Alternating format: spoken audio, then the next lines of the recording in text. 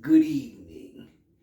Yo, what up, Deadites? It's your boy KJ, aka the Black Alfred Hitchcock from the Scary Horror Show, coming live from the Horror Cave to do our 40th anniversary review of Poltergeist. Just one question. Where is Crystal?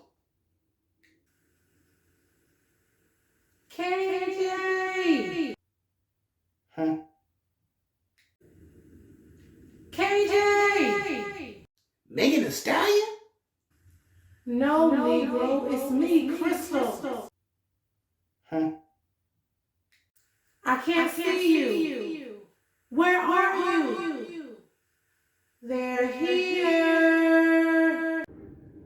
Oh, KJ, Huh? it's time for the Scary Horror Show. Let's get it. Your girl Crystal from Scary Horror Show, sitting here live in the Horror Cave with my boy KJ. Just got out the TV apparently. Huh? You still mad? Come on now. Anyway, you know what we gotta do. Let's get it done. Yes, y'all. We're here to talk about Poltergeist. It is the 40-year anniversary for Poltergeist. It came out June 4th, 1982. So 40 years. One of my favorite movies. I used to love this movie as a kid. I used to be just like Carol Ann and sit right in front of the TV and watch the TV like a crazy person. So it touched it home for me. But I really love this movie. Got a family living in a beautiful home subdivision. Life is great. The kids are happy.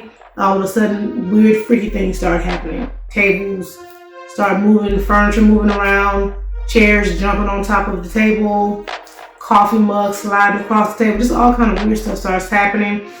They notice their youngest daughter, Carol Ann, the main character, talking to the TV, and they're like, "Who are you talking to?" So just weird stuff starts happening. Okay, side note, guys. If your furniture moves in your house and your daughter talks to the TV, let's go on and move, okay? Because we got to go. We can't stay here. Time to go.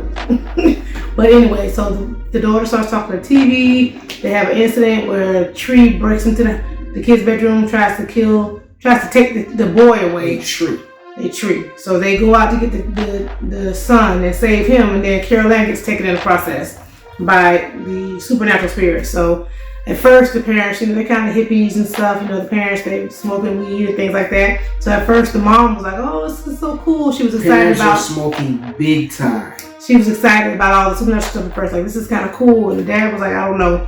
But then as soon as Carol Ann started getting missing, they were like, "Okay, we got to get some help." So they reach out to some paranormal specialists, invite them over to investigate the scene.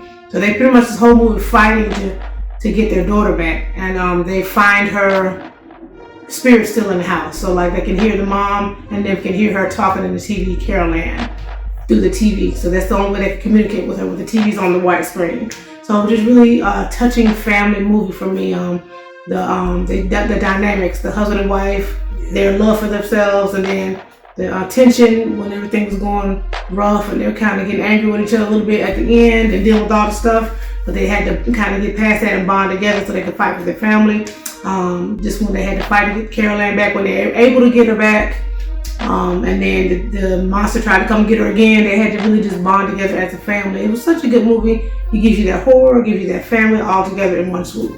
What do you think? Well, as you guys know, this is not my typical horror movie genre that I like. I like slashers. However, this is a classic. Great cast, great direction, just even the special effects, they weren't great, but they were great for that time. I'm gonna say it's the 80s now. This is the 80s, so you gotta deal with pretty it. good for the time though. But not my type of movie. Crystal, on the other hand, enjoys this movie a lot. She's seen it 17, 18, 19 times. Probably 100. Jeez. Every time I come on cable, I would watch it as a kid. I've seen it maybe 1.5, and the one time was the time that we watched it for this review. But no, it was definitely a good movie.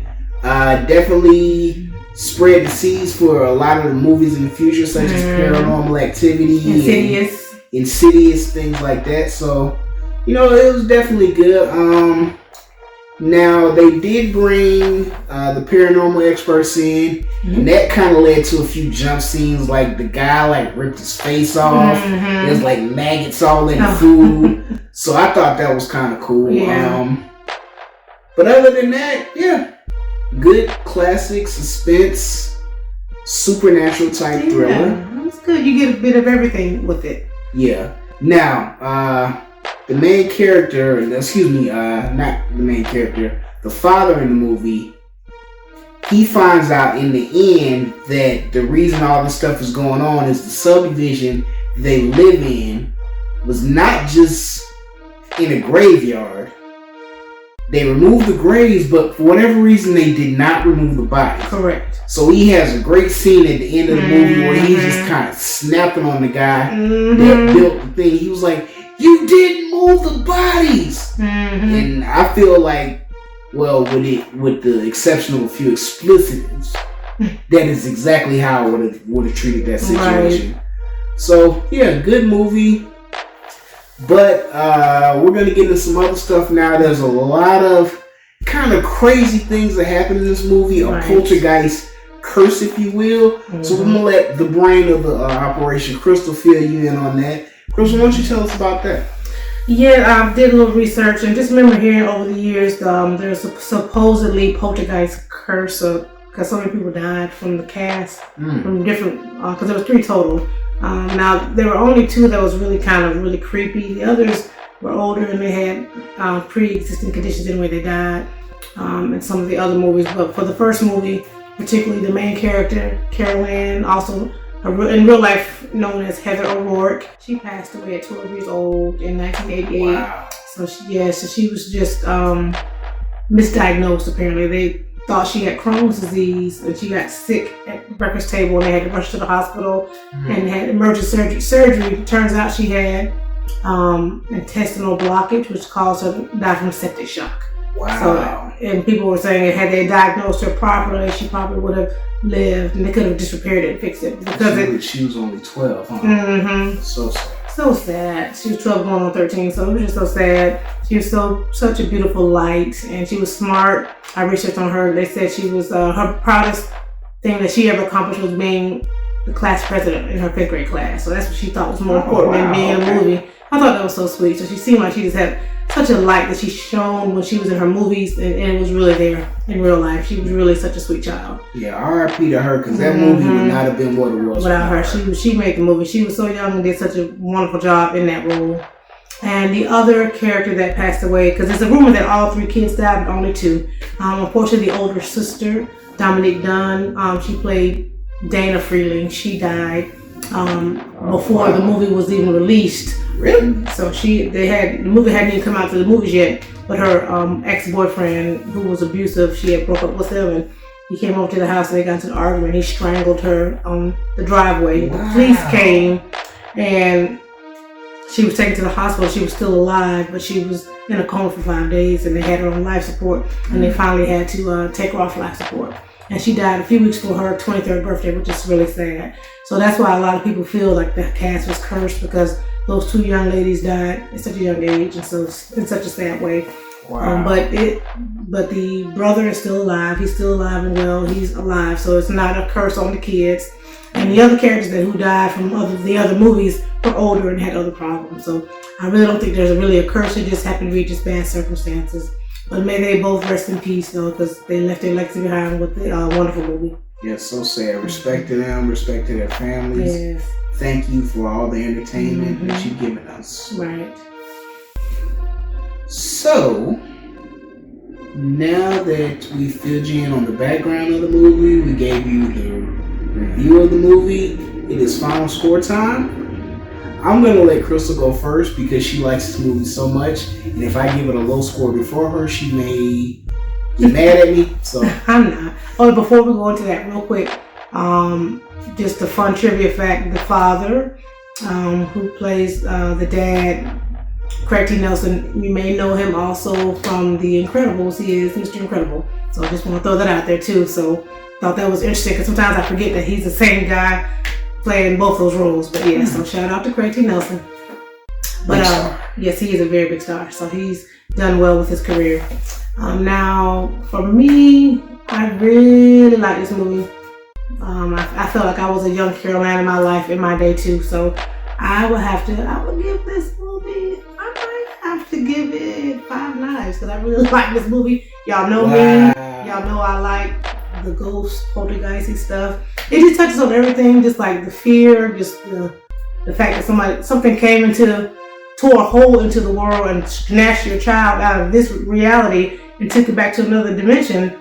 That is just so creepy to me. And then they had to bond together as a family to bring her back. So it touches on all those dynamics. Just fear, just the family dynamic, just love conquers all that. It's so hopeful, just so beautiful. And it did such a great job. So one of my faves, I'll give it 5 knives. So she's going to go with 5. Now, unfortunately, I know he's not going to do 5. I don't feel the exact same way that Crystal does. But this is a classic. And respect to those that were in it, right. Respect to the director, respect to the movie, the cast, everything. Mm-hmm. So because it's a classic, I'm going to give it 3.5 out of 5 knives. So she gave it a perfect score. I gave it a slightly above average score. But you guys be the judge. You check it out. It's on streaming services right now. I don't know if we can shout out. Okay, so I guess we are going to shout them out. It's on that network there that she just said that I'm not going to repeat. Okay. But, so check that out. And also, while you're here, send us a follow on Instagram at The Scary Horror Show. On Twitter at Scary Horror Show. Like, comment, and subscribe. Please do. And until next time, this is your boy KJ. And your girl Crystal. From the ScaryHorrorShow.com. Peace. Holla.